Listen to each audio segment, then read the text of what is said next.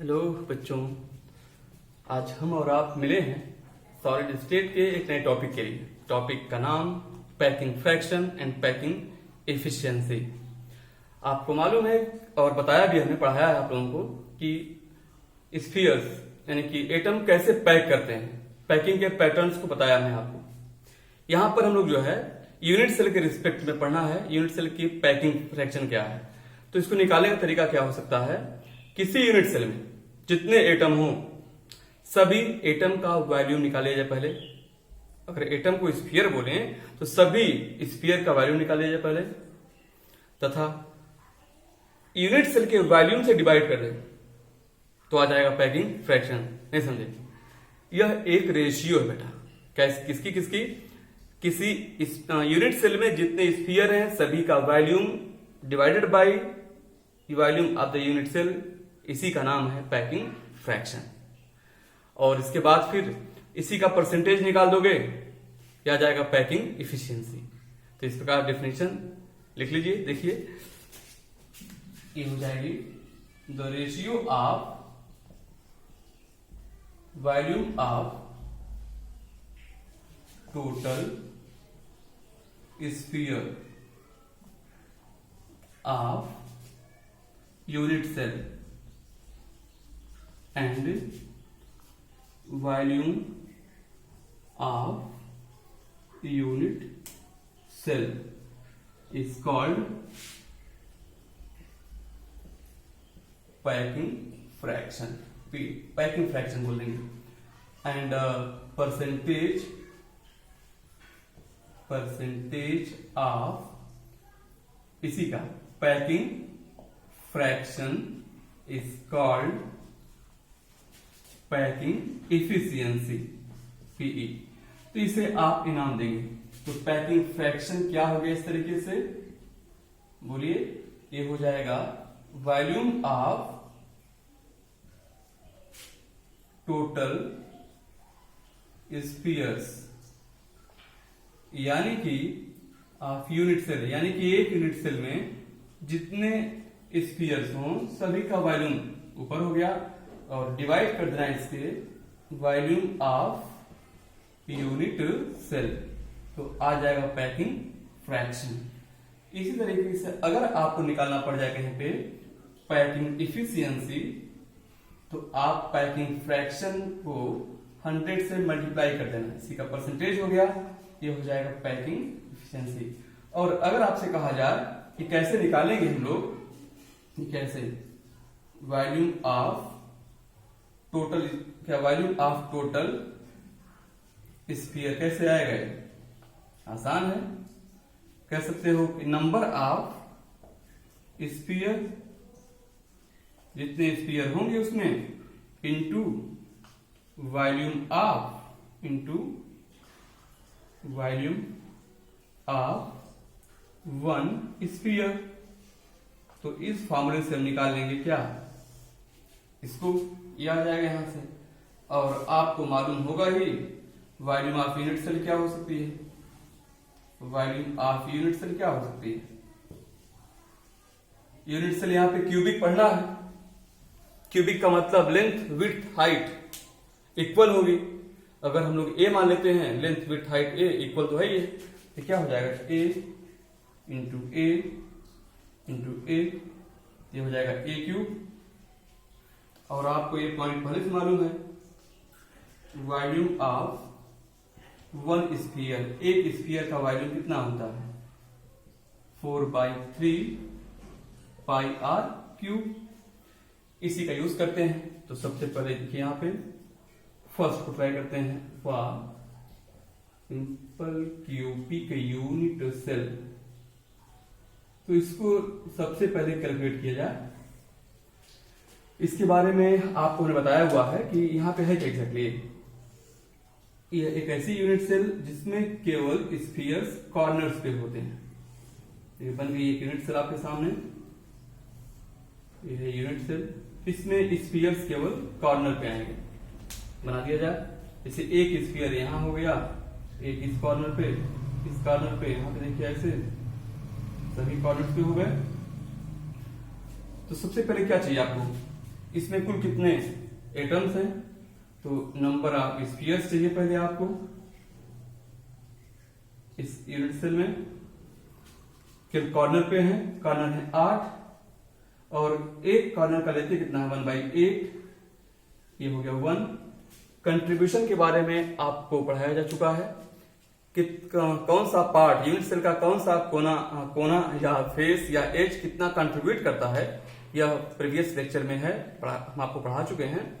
बहुत से टीचर्स, अच्छे अच्छे टीचर्स पढ़ा रहे हैं, आप किसी का देख सकते हैं, चाहे हमारा देख सकते हैं, बट देखिए जरूर, पढ़िए जरूर। यहाँ पे कंट्रीब्यूशन आप अच्छे से समझ सकते हैं वहां देख के वीडियो में। यह हो गया 1। अब क्या करना है हम लोगों को, निकालना है पैकिंग फ्रैक्शन। तो क्या formula, volume of total sphere. यहाँ पे कितने हैं, तो टोटल स्फीयर मतलब इसमें एक ही स्फीयर है और एक स्फीयर का वॉल्यूम होता है 4/3 पाई आर क्यूब।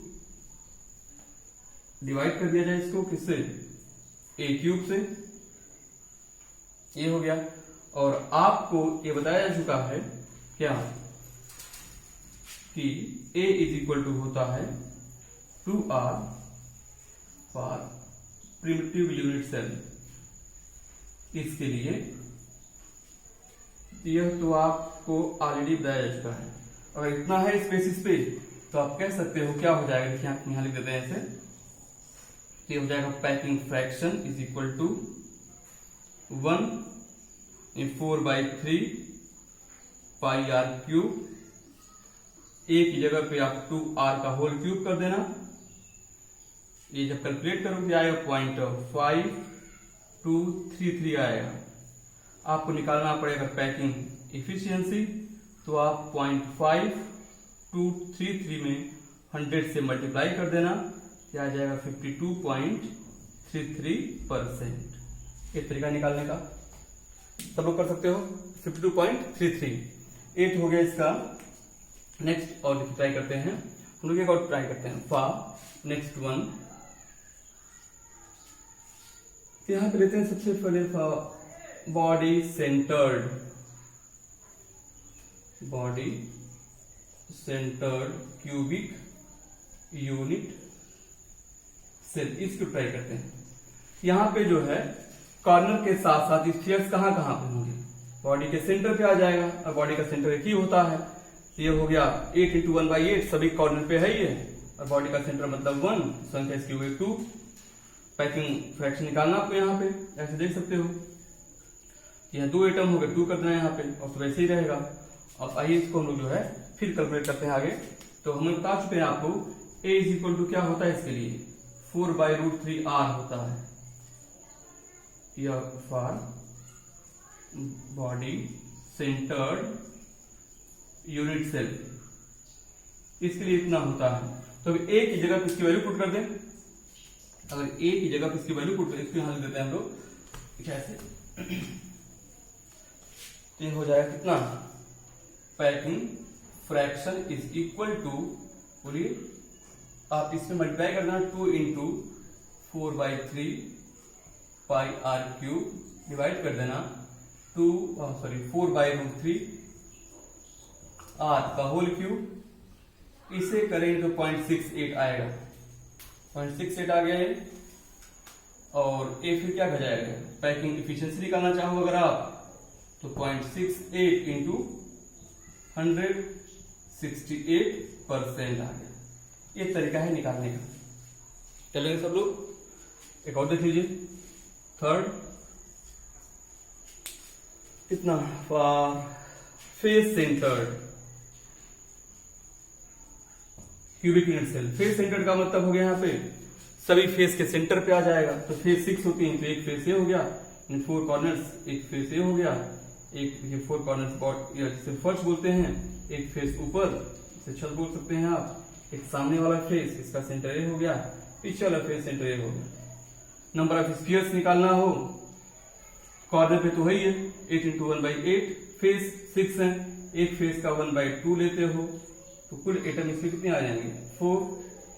तो यहाँ पे आप कर देना 4 हो जाएगा, ये क्यूब रहेगा, ये वैल्यू बदल जाएगी। तो यहाँ पे जो है A इज इक्वल टू क्या होता है 2√2R होता है for face centred cubic unit cell. तो अब यहाँ पे इसकी वैल्यू पुट कर दें, देखिए ऐसे, बस केवल ये चेंज करना होगा। यहाँ पे चेंज करते हैं थोड़ा, देखिए ये हो जाए कितना 4 है, ये 2√2r है, होल क्यूब कर देना। इसे आप कैलकुलेट करेंगे, ये आएगा 0.74। पैकिंग इफिशिएंसी चाहिए, 100 से मल्टीप्लाई करेंगे, ये आ गया 74%। तो 3 तरह के यूनिट सेल, तीनों की आपने निकाली पैकिंग। आइए इसको एक टेबल के फॉर्म में देख लेते हैं। देखिए ऐसे, आपके जरूरी एक अच्छा सा पॉइंट यहां पे अगर हम लोग लिख दें यूनिट सेल का नाम, एक टेबल छोटा सा यूनिट सेल का नाम लिख दिया जाए। यहां लिख दिया जाए relationship between edge length A and radius of the sphere R. यहां पे ए और आर का रिलेशन आपको ऐसे कर दिया जाए, और यहां पे कर दें इसकी पैकिंग इफिशियंसी, ऐसे कर दिया जाए। अब इसमें जो है हम लोग सबसे पहले first for simple cubic unit cell इसके लिए ट्राई करते हैं। यह आपको मालूम है A = R बताया गया है। ए कितना आ गया था 52.33%। ऐसे सेकंड नंबर पे क्या बताया था मैंने आपको, body centred cubic unit cell, इसके लिए क्या आया था A = 4/√3r। इसके लिए अलग से लेक्चर हमारा अवेलेबल है, देख सकते हो। ए आ गया था 68%। Last third for face centred cubic unit cell, यह A = आया था 2√2r। ए आ गया 74%। और यूनिट सेल में जो है एटम के नंबर की बात करें, इसमें टोटल एटम कितने थे, टोटल स्फीयर इसमें कितने थे 1 आया था। इसमें स्फीयर टोटल 1, यहां पे टोटल स्फीयर कितने आए थे बोलिए, इसमें आए थे 2, ये भी आपको रखना है। यहां पे टोटल स्फीयर कितना आए थे बोलिए 4 आए थे। तो यहां पे आप एक चीज देख सकते हैं, जिसमें स्फीयर कम है पैकिंग, आपको 3 वैल्यू याद रखनी है, 52.33 यानी 52, 68, 74। 52, 68 एंड 74 3 वैल्यू आपको रहेगी। आपसे पूछा गया किसमें, जिसमें एटम की संख्या कम है सबसे छोटी वाली वैल्यू, सबसे अधिक एटम सबसे अधिक वैल्यू याद हो जाएगी। आईआईटी जैसे एग्जाम में पूछा गया है कि फेस सेंटर्ड यूनिट सेल में कितना % स्पेस खाली रहता है, जगह खाली रहती है। तो जब इतना यह भरा हुआ पार्ट, देखिए फेस सेंटर्ड में इतना पैक्ड है, इतना भरा हुआ है, तो खाली कितना हुआ 100 में से आप इसको माइनस कर देना है ना। आपको अगर इसके बारे में पूछता है कि कितना % जगह खाली है प्रिमिटिव यूनिट सेल में, ये तो भरी हुई, इतना फील्ड है, कवर्ड है, तो खाली कैसे आएगी 100 में से इसको माइनस कर देना, खाली जगह आ जाएगी।